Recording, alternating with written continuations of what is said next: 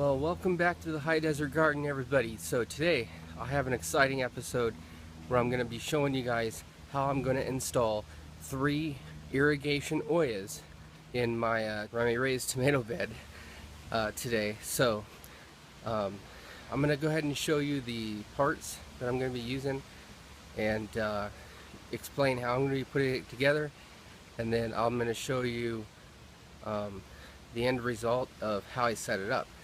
So I think I'm going to show you everything you need to get yourself going with some irrigation Oyas here. It's not expensive, it's not hard to do. Anyways, let's take a look at the parts. So first off, let me just say this is 100 foot of drip line. It is the 1/2 inch drip line. I clearly did not need 100 foot, but the Home Depot was out of their 50-foot rolls, so I figured, eventually I'd probably end up using the rest of this stuff anyways. Because I've been doing a lot of manual watering this year, and that's a lot of work to do. So I plan on getting the rest of my raised beds set up with some type of irrigation. I would prefer the Oya irrigation method, so hope to get this same method set up with the rest of my beds. Alright, so I've got a short section. The Home Depot sells short sections of this PVC pipe, which is great. I plan on using an acrylic paint to paint this and make it look better, because this is going to be visible. This is essentially going to be how I insert the water into these 3 Oyas. This is going to kind of be a little storage tower of water, and this will hold plenty of water. This will hold a quart or 2 of water, which is going to be plenty, because the Oyas themselves are going to hold a couple of liters. All right. Now, in order to hook up the 3-inch pipe, I have a 3-inch to 2-inch reducer. I have a 2-inch to, this is either 3/4 or 1/2 inch reducer. I can't remember. 3/4. So 2-inch to 3/4. Alright, so you can get this part at your local Home Depot as well. So this goes onto that, and this is what hooks up to my 1/2 inch irrigation line. So this is a 1/2 inch compression coupling, and it fits to a 1/2 inch pipe on the other end. But the great thing about this is that it fits right into the 3/4 inch hole. Maybe I can get the part number here so you can see that. It fits right into the 3/4 inch hole. It probably wasn't meant to do that, but since it fits, I'm going to use it. So I'm going to glue all these together with PVC glue. I'm going to glue the 3-inch pipe to this. It's going to be that simple. I'll be good to go. And so this is going to go in the raised bed itself, where the 3 Oyas will plug in to this. So here's the tomato raised bed.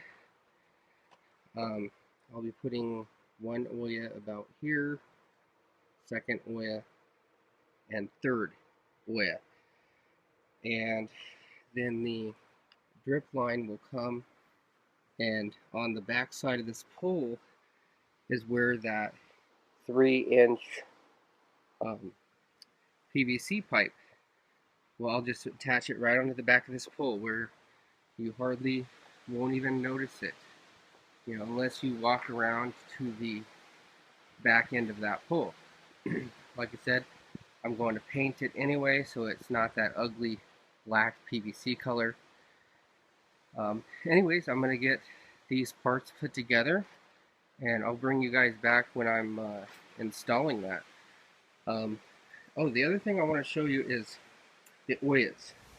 Many of you probably have seen my other video where I was actually making my own custom Oyas.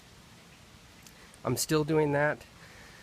I haven't had a chance to successfully fire the clay Oyas that I was making, so I did go with some clay pots that I bought from the Home Depot. So let me take you and show you what I'm doing for the Oyas. Alright, so this is one Oya. That's one clay pot. You want to make sure that you glue something over the hole in the bottom of the pot that is going to be the bottom. I am using Gorilla Glue because once it cures, it's non-toxic. And also it's the strongest glue that I could think of going with. You could use silicone.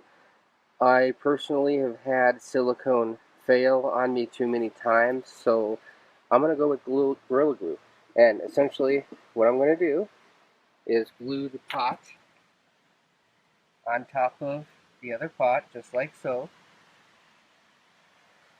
And I have a sprinkler drip piece that will fit.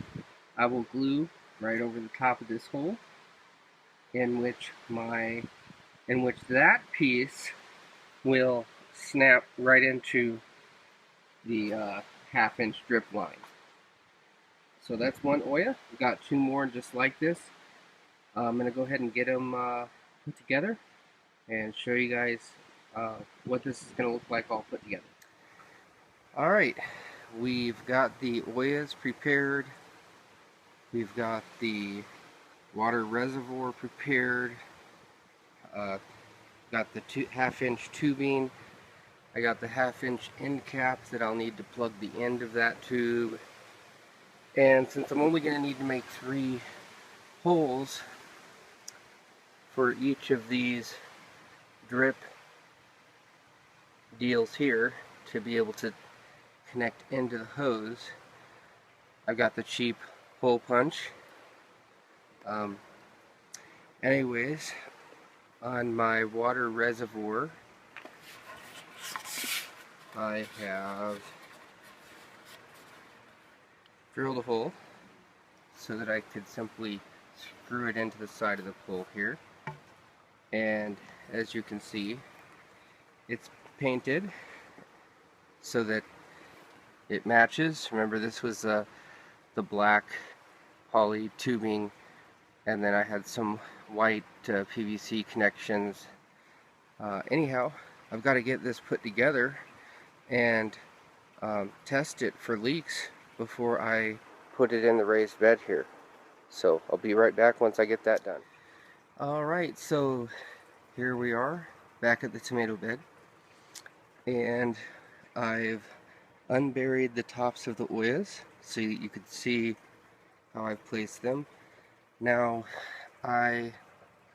ideally I would have wanted to be able to place the Oya a little bit closer to the plant, but these are well established plants. They had the root system coming way out here, and I didn't want to disturb the root system too close to the plant as it is digging the holes to put these in.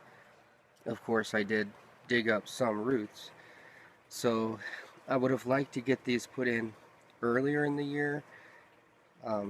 Just didn't happen.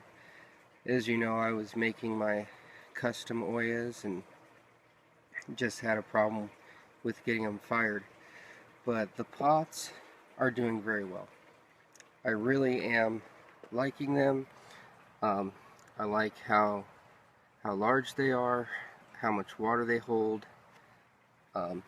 and the way that I've installed them here is just with the half-inch drip line right down on top of the drip system that I glued to the top of the pots.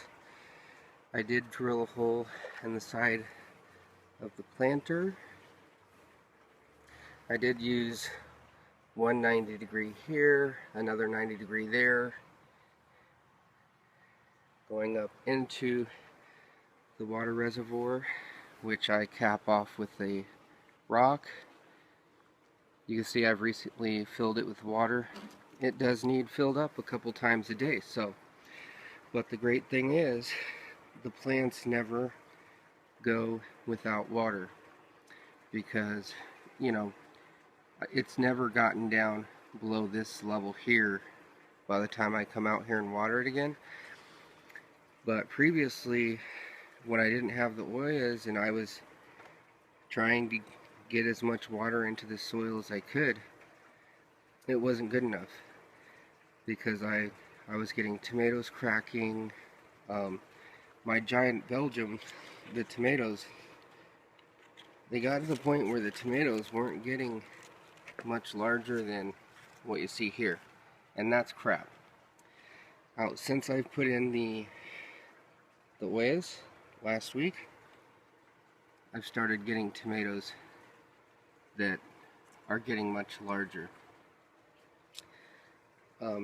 Pink Oxheart, of course, doing very well. Okay. The Boxcar Willie, also like the giant Belgium, was just getting small tomatoes like so. And after installing the Oyas, the new tomatoes that are coming out, getting larger. So I suspect that the tomatoes will just keep getting larger. The same with my beefsteak back here. As you can see, very nice, very sizable tomatoes, especially this one down here. So I think the irrigation Oyas work very well. I definitely would not use the Oyas without the automatic watering system.